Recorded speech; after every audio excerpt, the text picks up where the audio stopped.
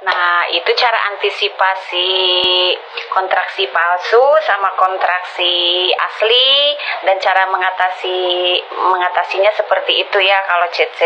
Kalau kontraksi palsu itu cuman rasa mules saja dan tidak berkepanjangan dan tidak disertai keluarnya lendir.